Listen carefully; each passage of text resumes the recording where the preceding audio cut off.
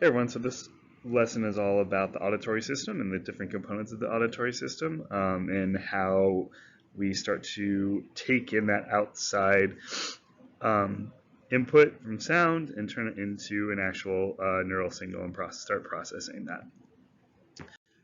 So first off, about the nature of sound. So sound is about variations in air pressure, in case you don't remember from physics class. You have what are called compressions, that's these locations here, and you have rarefactions, these places where the air is a little less compressed. That's all happened because of vibrations. Okay? So the speaker vibrates, we get compressions, we get rarefactions. And the frequency of which those vibrations occurs is what's the sound frequency. So how often these compressions are occurring is going to be the frequency of the sound. That's going to be measured in hertz. So basically the time it takes between peak to peak, kind of complete an entire wave cycle. The wavelength is the distance between those two. So you have two different components. You have frequency, you have wavelength, okay? And based on the speed of sound, those two actually play off one another. As the frequency increases, the wavelength is going to decrease. So for humans, the auditory range is about 20 hertz to 20,000 hertz-ish. As you age, the 20,000 hertz definitely decreases drastically, to the point where somebody my age would not hear a lot of the really high-pitched sounds that would irritate someone your age. Now, so that pitch, though, is based on that frequency. So high pitch is high frequency, short wavelength. Low pitch is low frequency, longer wavelength. Okay, let's see those down below. So this would be a high pitch sound right here, and this would be a low pitch sound here, lower pitch sound right there. Intensity is the loudness of the sound, and that's basically going to be based on the amplitude of the wave. How big is the wave? You can see here we have a very high intensity sound down here, which is going to be a louder sound. Low intensity sound down here is going to be a much quieter sound. A couple of things about being able, different kind of sounds that fall outside of the human auditory range. We have ultrasound. Those are sounds that are above our auditory range.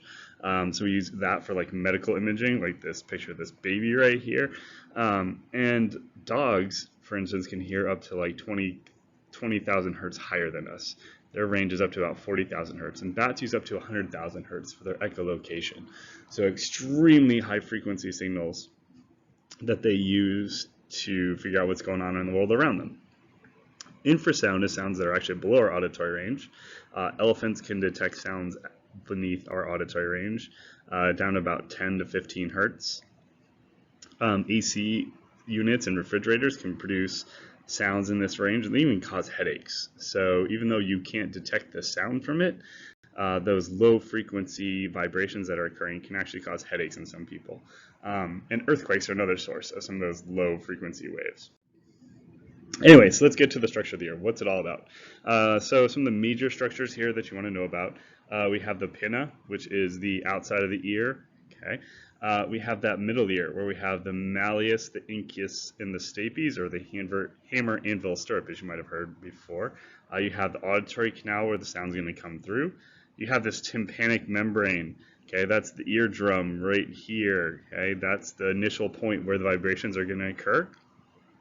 Then in the inner ear, we have two major components. We have the semicircular canals, which we'll get into with the next lesson, and we have the cochlea, which is where we're going to start to transcribe those vibrations from the tympanic membrane and turn them into kind of output neural signals. Other things that are important here are eustachian tube. That is the tube that kind of connects the inner ear, the middle ear portion to the kind of to your mouth, and it actually allows for pressure stabilization. So when you give one of those really big yawns and your ears kind of pop a little bit to try and relieve some pressure, that's what's going on there. You're kind of opening that canal up. The outputs here are the vestibular nerve and the cochlear nerve. Those are the two major outputs that are coming off of the auditory system and vestibular system, and yeah, so those are the major components that we're going to be concerned with. So focusing a little bit on that middle ear. again, this is where we're responsible for amplifying the incoming sound. So sound comes in, it vibrates that tympanic membrane back and forth, okay? And as it does that, it's going to start to move these bones. And these are what are called the ossicles. And the ossicles are the three smallest bones in your body. They're the malleus, the incus, and the stapes, or the hammer, anvil, stirrup, as you might have heard before. Okay. What they're going to do is move with that tympanic, they will move back and forth with that tympanic membrane, and with their joint, they're going to push on this thing called the oval window right here. That's the part of the cochlea that the stapes is attached to, okay, and it pushes on to move the fluid that's inside. One of the other key things here too is this thing called the round window. The round window is the area where kind of the opposite side of the cochlea from the oval window allows for the fluid inside to move back and forth.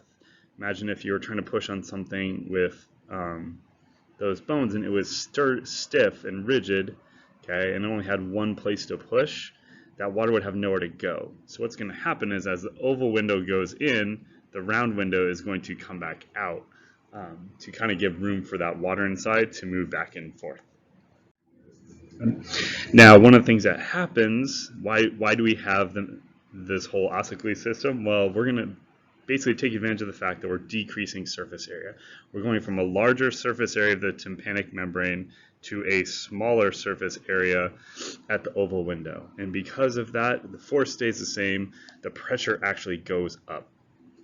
So we're actually able to generate enough force to move the fluid. If it was just the air, vibrating air trying to move the fluid inside the cochlea, it wouldn't work, it wouldn't be strong enough to do it. So we're taking advantage of those three bones to move the fluid. One of the things that's also kind of cool about these bones is they have a thing called the attenuation reflex, and that's where the muscles attached to the ossicles protect the ear from sounds that are too loud. By stiffening up, they tense so they won't move as much. So that way you're not pushing as hard into the oval window, or the tympanic membrane's not moving as far based on, because those bones just won't let it. Okay? And that's, again, when you have really loud sounds that might be damaging to the system. Okay, so now that we've gotten to the signal getting to the inner ear, I'm going to talk about the inner ear a little bit. Again, so we're pushing on that oval window, we're pushing fluid through the cochlea, and inside the cochlea there's kind of a cross-section of it. You can see they've kind of taken, here's that cochlea, they've kind of taken cross-section out. Again, the cochlea is really only about the size of a pea, so it's not a very big thing. Okay? It's very tiny, but it's kind of spirally wrapped around itself. And inside that spiral are three different sections. You have the scala vestibuli, you have the scala tympani, okay, and you have the scala media. The scala vestibuli, scala tympani are basically the areas filled with what's called perilymph, and that's where kind of the main fluid movement is going to happen. Now, when those move, though, it's going to cause this thing down here, this basilar membrane, to move. Okay, and that's where you're going to start to get the signal start to be transcribed. And where it's going to be transcribed is this thing called the organ of Corti right here. Okay.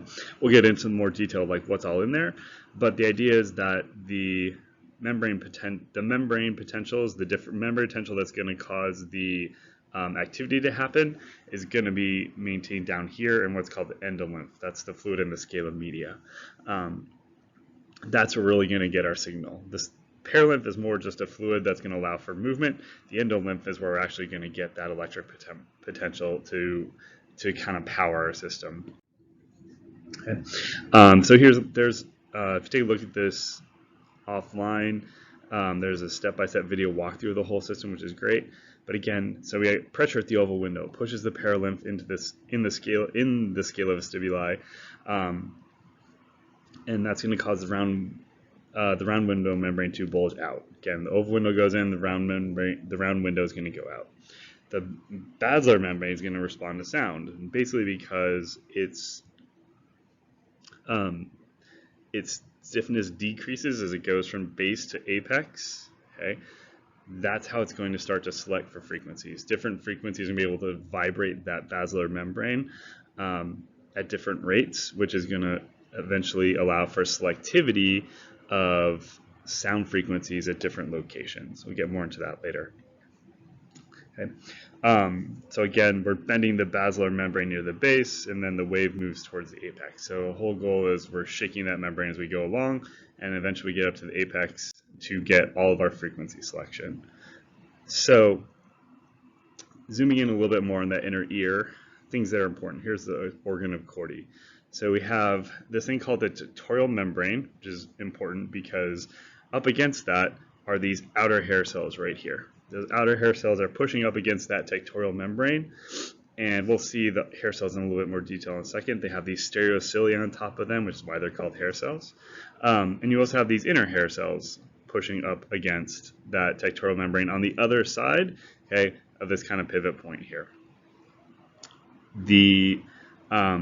And then here we have our spiral ganglion, which is our output for the inner and outer hair cells. That's going to go off into the auditory nerve. Now, what happens in those hair cells? So here's a picture of the hair cells down the lower left. This is what they really look like, zoomed in on a micrograph. And this is where signal transduction takes place. So what happens is, as those stereocilia bend, they're actually connected by these things called tip links, okay? Meaning they're actually physically connected to one another. And when they get stretched, that tip link opens up a channel on the other hair cell that's connected to it. So you can see in the top one, as things get stretched, those tip links get stretched, and when they do, potassium starts to flow in and depolarize the hair cell. A little backwards from things we've done before, which is sodium. This time it's potassium. And then as the hair cells would vibrate back the other way, you can see down here that those tip links close the channel, okay? And you end up with shutting down the potassium that might be flowing into the cell. Okay? Again, here it's pretty similar to everything else we've done. Okay? Depolarization of cell through potassium causes calcium to rush in, gets vesicles filled with excitatory neurotransmitter to be released. Okay? But it's about the stretching and compressing those tip links that's going to mechanically open channels. That's going to be what causes the auditory signal to go through. Take a look here. Here's a little bit more zoomed in version of the arrangement of inner hair cells and outer hair cells, and see how beautifully lined up they are in the healthy tissue on top, whereas down below in damaged, in mismatched tissue, mismatched organization, this person probably can't hear at all, or is very poor hearing because the alignment and arrangement of their outer hair cells is all over the place. Okay. Zooming in again, this is where you can see those actual tip links. So if you see these little arrows here, you can circle them right here. You see those actual physical connections between the two hair cells. And those are the things, again, that are pulling on the channels on the other hair cell as the hair cell gets vibrated back and forth up against that tectoral membrane. Now, one of the really cool things that happens is these actually act as a motor to drive even more movement and offer more selectivity for different frequencies. Okay? So as they depolarize, the length of the hair cell is actually going to change. And there's a video online of the dancing hair cell, so you should check that out. And when you give it electrical stimulation, it actually will change its length and move back and forth. It doesn't need to move a lot. I'm only talking about not even millimeters, talking about microns of movement, but that's enough to open up those channels further and further amplify the fact that that frequency is what we're selecting for at that point in the basilar membrane. So again, each of these hair cells, they're going to vibrate in different locations of the basilar membrane at specific frequencies, okay, based on the stiffness of the basilar membrane at that point, and they're going to come up with what's called the characteristic frequency. That's the frequency at which neurons are going to fire at their highest rate. So you can see here we have a high intensity and low intensity sound, and there's a little bit of firing leading up to it, but up here at the peak, this neuron is going to be very selective for sounds in the range of like 14 to 1600 hertz. Okay, so it's going to kind of dictate whether or not that cell is active at its highest rate is going to dictate what the frequency of the incoming sound was. It doesn't mean that it's only going to fire action potentials at a certain frequency. It just means it's going to have its highest rate of firing at very specific frequencies of sound. And that's going to happen in the cochlea. It's going to happen all the way up to cortex, where cells are very specific to having a characteristic frequency that they respond to. Kind of sum it up, this frequency mapping is maintained throughout. You see here's our basilar membrane. We have our base with our wide base with our high frequency cells at the bottom, like 16 kilohertz. That corresponds to a 16 kilohertz spiral ganglion neuron, which comes over here and in the brainstem latches onto a cell that is 16 kilohertz. The 4 kilohertz sound goes here. The 1 kilohertz sound goes here. So you're getting this map going up the brainstem that basically perfectly matches the direction of the other parts of the auditory system leading up to it. And again, when you get to this point, when you get to that brainstem, it's not just signal coming in from one side, there's signals coming in from the other side too, which actually perfectly map onto those same cells with that same frequency. We'll get more to that later because that's used heavily throughout sound localization.